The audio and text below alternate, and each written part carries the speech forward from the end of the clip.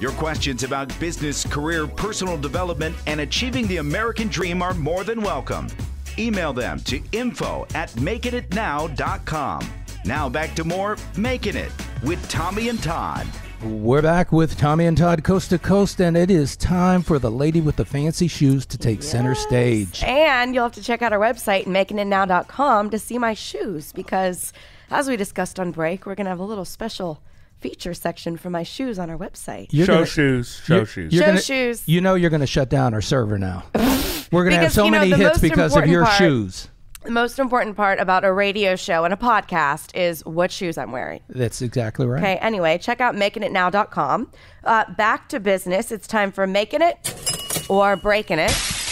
And today we're discussing, is the next version of the .com disaster coming soon? And where do we think that might be? Guys, take it away. Well, Brittany, in the second half of the 1990s, there was a rise in what is called the new economy. Okay. And the stock market experienced high growth rates. Venture capital was infusing capital. It was infusing cash into the marketplace. IPOs exploded, and it was all because of the .com craze. Okay. And if you had the imprimatur of a .com, investors went crazy for you. This caused overvaluations of many companies and led ultimately to a burst in the .com bubble. Happened around 2000.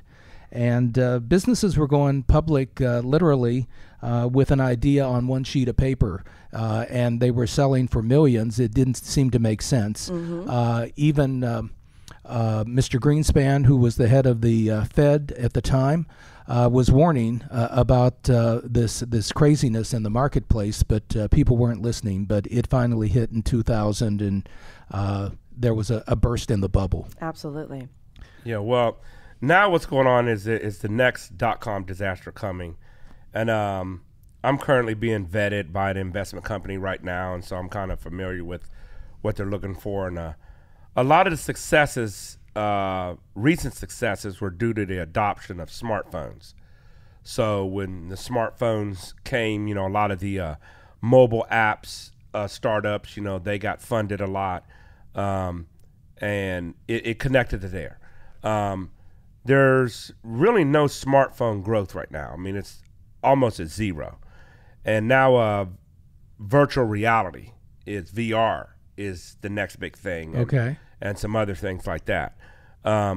So there's less deals for a while because there's less smartphone deals connected to that. Now, and VR is new, so there's kind of a slowdown now. Does less deals equate to a bubble bursting? Or is that really what you think is going to happen? Tablets and smartphones and what goes mobile? More to the bubble bursting possibility is there's a few unicorns companies that are getting massive amounts of money, almost unlimited.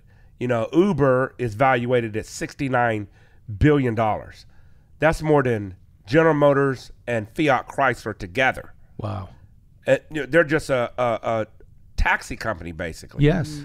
And so Snapchat, they're getting huge amounts of money. But the issue is that during the smartphone tech, .com, the tech fundraising phase of the last several years, the issue is that there's a lot of good companies, but not a lot of great companies. So and not a lot of great CEOs. There's a lot of good CEOs and leadership.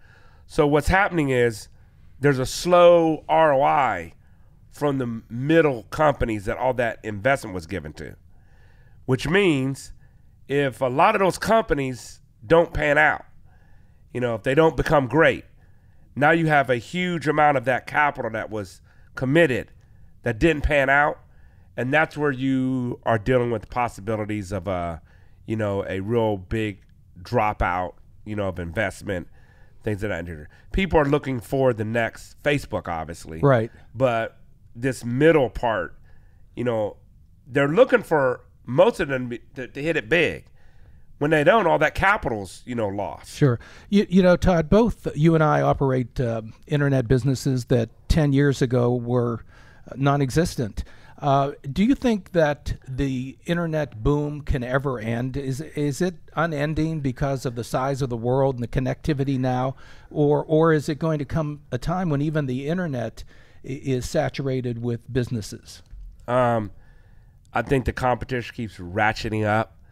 I think that people are now, with the connectivity, like you said, we're used to it. It's the way the world is going to be now.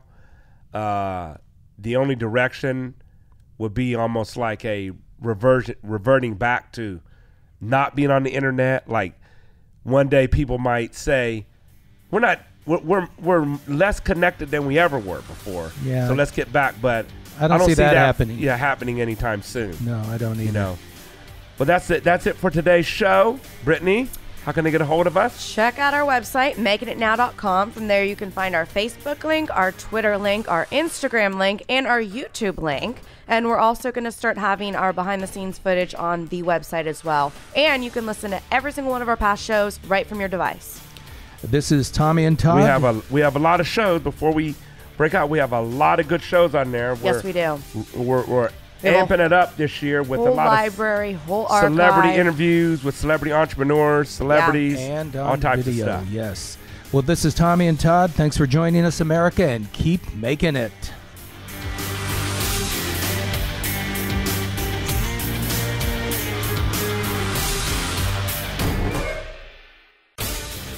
This has been Makin It, the source for information, insights, interviews, and in-the-trench advice for startups, struggling, and early-stage entrepreneurs and business owners nationwide. The opinions expressed on this program are those of the host, guests, and callers, and not necessarily those of this station, staff, management, or advertisers. For more information, contact Tommy or Todd at 855-MAKIN-IT. That's 855-625-4648. Or at their email address, info@makinitnow.com. Thank you for listening to Makin It.